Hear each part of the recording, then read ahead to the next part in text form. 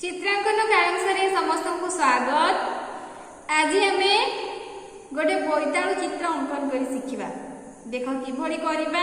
प्रथमे आम दीटी गोल देदेबा हला दुईटा गोल एमती देदेबा। प्रथमे गोल कले ताको मिसे कि आ गोटे गोल करबा।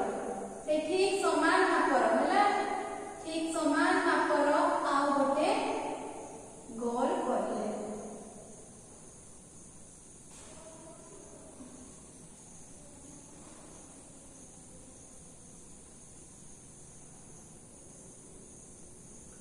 ठीक समान मापर आ गोटे गोल करले। तापरे कोन करिबा देखो द्वितीय रे कोन करिबा से गोटे गोल करले। प्रथमे आ गोटे से सेमती समान मापर आ गोटे गोल करले। ठीक एमती गोल करले।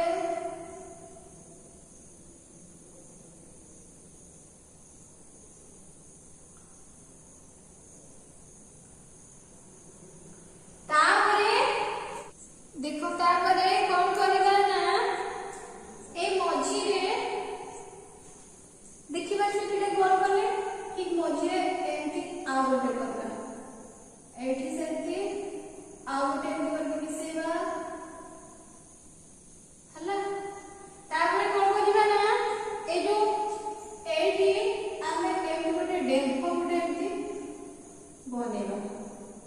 डेम्फो गोटे ठीक एमती कले।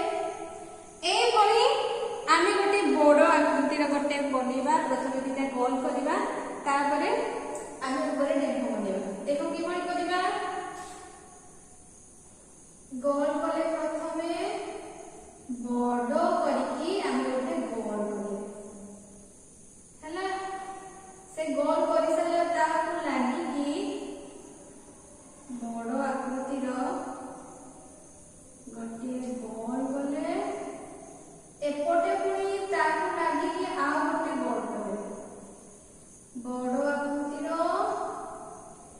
हला बड़ आकृतिर एमती गोटे गोल कले। करि सारा परे कोन कले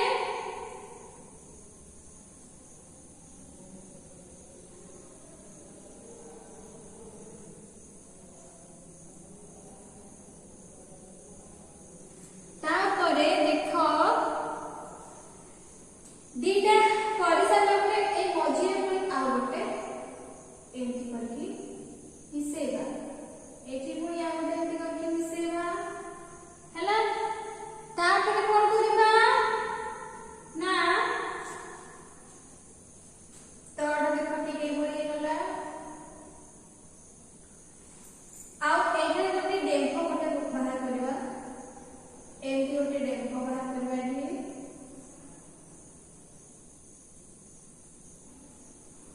से डेम्फो रे पुणी ऊपर को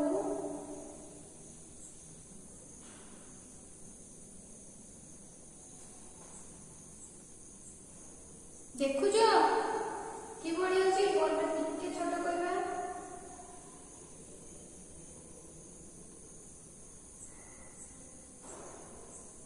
एठी ठीक सेमती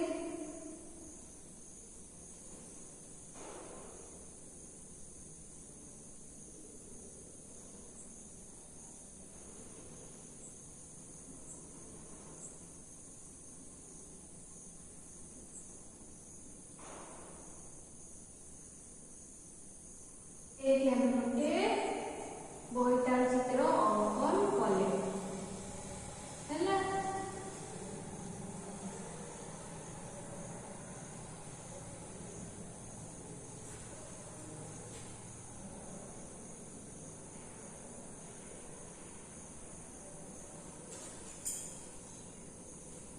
देखो खूब सुंदर भाव